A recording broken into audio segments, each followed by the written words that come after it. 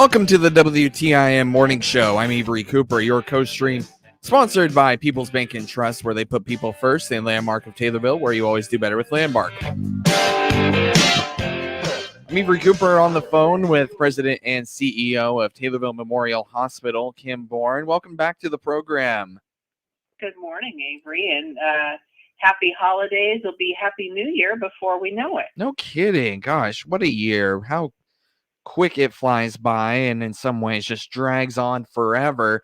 And speaking of dragging on forever, COVID-19 pandemic continues to rage on, this time in the form of a new variant and Omicron. Let's not get into the weeds of Omicron, but more so I want to know, how is Taylorville Memorial Hospital faring?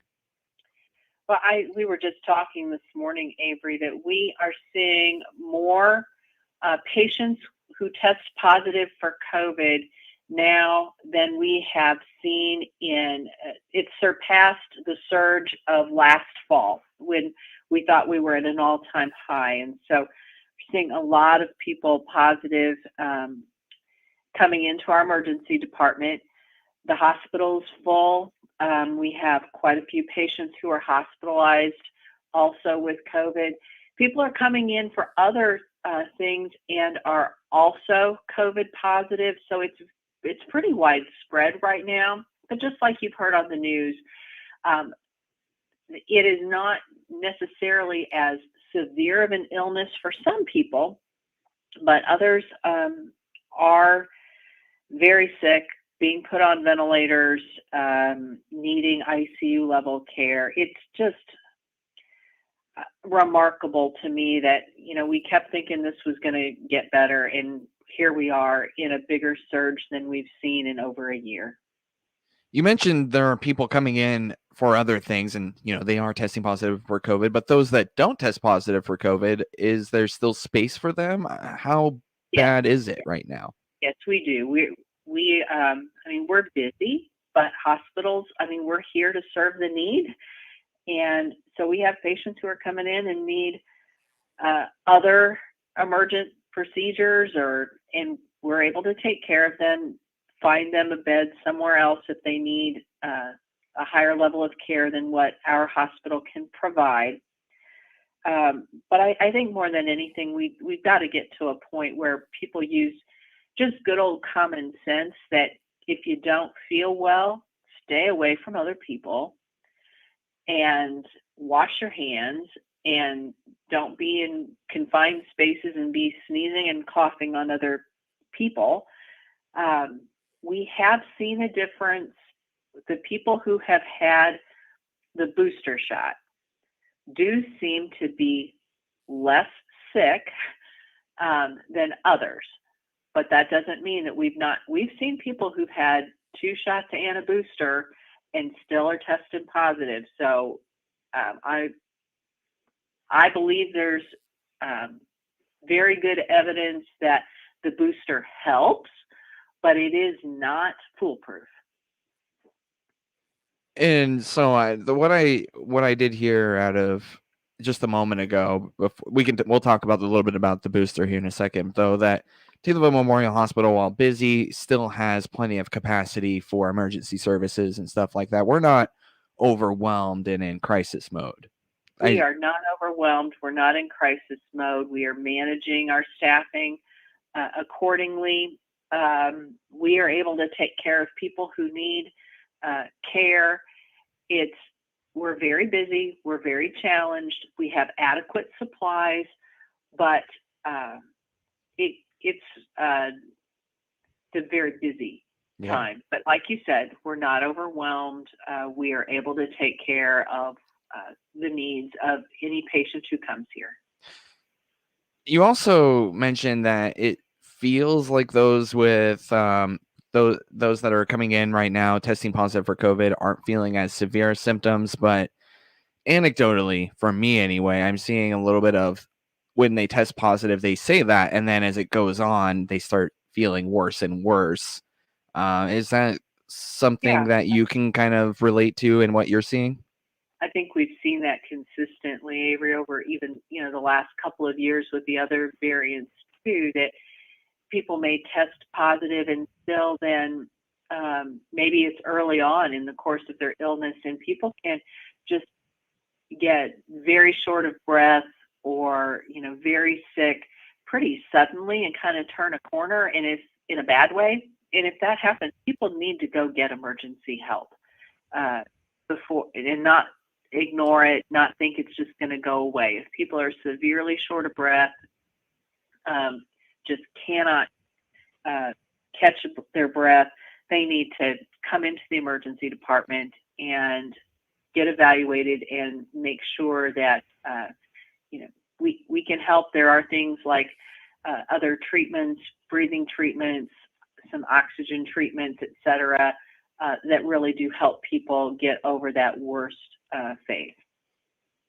And you mentioned it yourself. I mean, if you're starting to have a hard time catching your breath, if that's obviously a big warning sign. What else should you look out for if you test positive? When is it time to say, hey, I need to go to the hospital? I think that the main thing that we've seen are people who just are severely short of breath. That's really a big warning sign. Or if you're just not getting better, but reach out to your primary care doctor and see what they advise also. But the main thing we see if people coming into the emergency department is they say they just can't catch their breath. They're just very, very winded, not able to breathe very well. And it sounds like you're seeing less of those instances with those that are boosted, but as you mentioned before, not foolproof. Correct. Yeah, this is not an unusual day in that we have 7 patients in our hospital right now who are COVID positive. Not one of them has been vaccinated. They're all totally unvaccinated.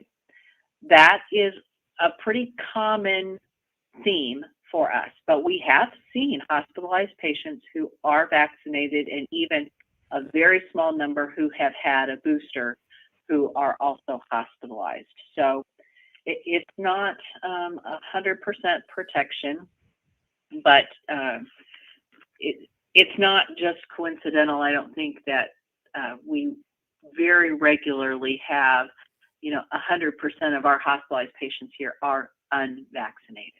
Right, on a daily basis, of course.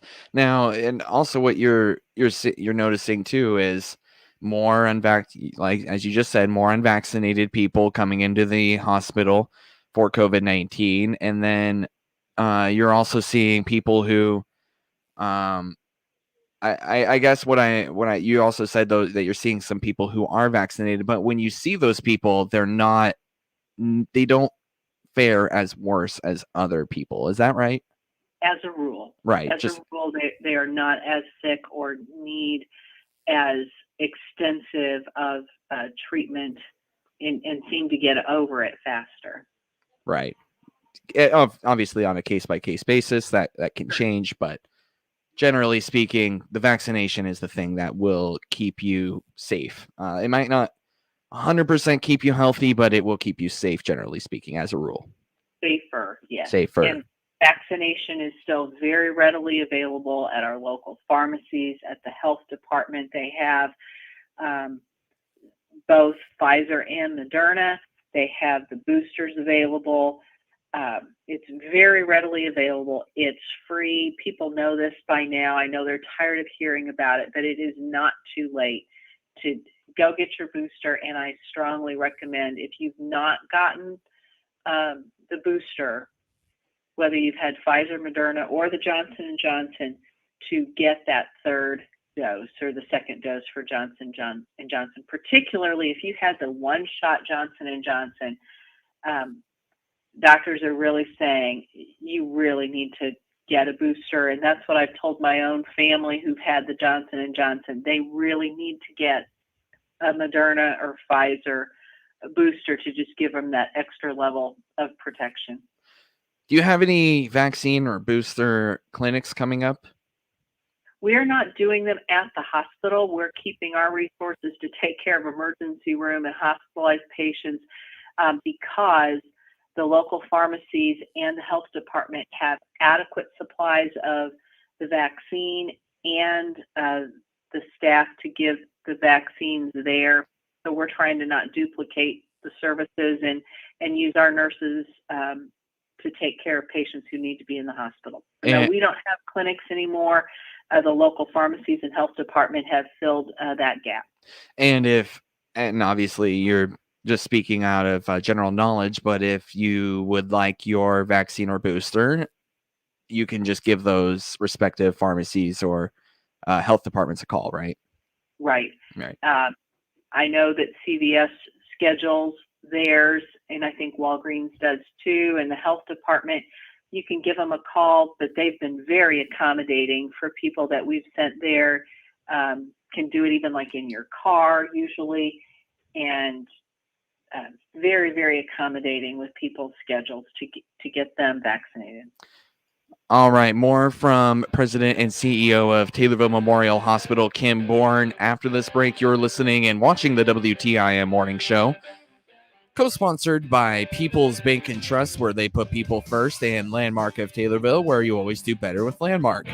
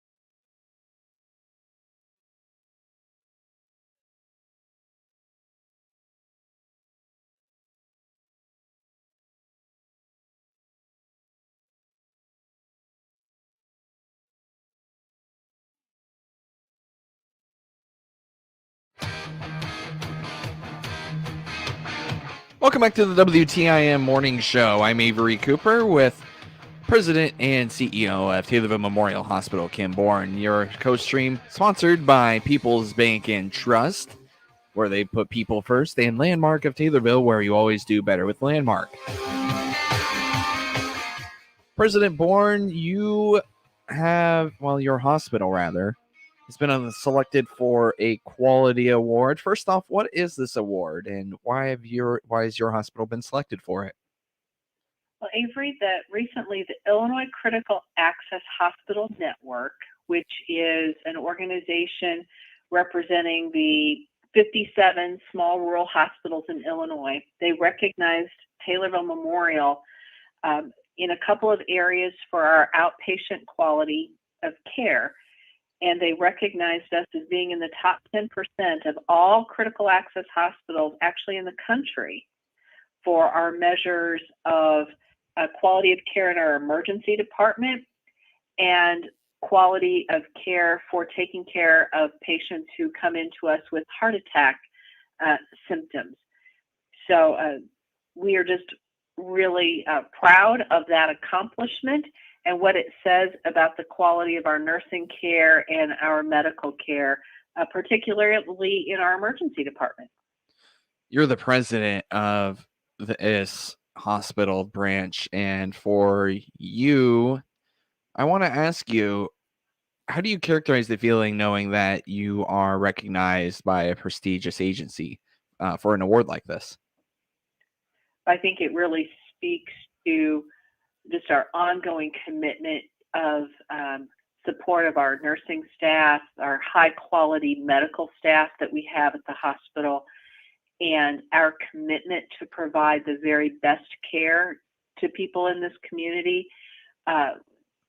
It is all about the people, our staff, and the quality of staff that we have here, and our ongoing commitment to provide not just pretty good care, but excellence in patient care, every patient, every time.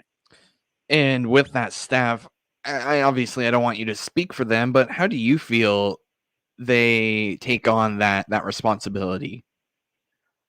I think people take it very seriously, that they know they're taking care of their friends, their neighbors, their family, their coworkers, and try to treat every patient as if they're taking care of a family member. And that means you're going to do everything possible to do whatever the patient needs, and to do so with kindness and compassion. Robert, I almost said, you know what? Never mind. President and CEO of Taylorville Memorial Hospital, Kim Bourne. We got to go here in just a few seconds. Any quick final thoughts that you'd like to cover before you go? I just want to thank the people of the Taylorville community for their ongoing support of Taylorville Memorial Hospital and our services as we close out the year. It's been a tough year, but we've always had the support of the community, and we really appreciate that. Thank you so much for taking time out of your day to join the WTIM Morning Show, Kim Bourne. Thank you, Avery. You're listening to and watching the WTIM Morning Show, the stream co-sponsored by People's Bank and Trust, where they put people first, and Landmark of Taylorville, where you always do better with Landmark.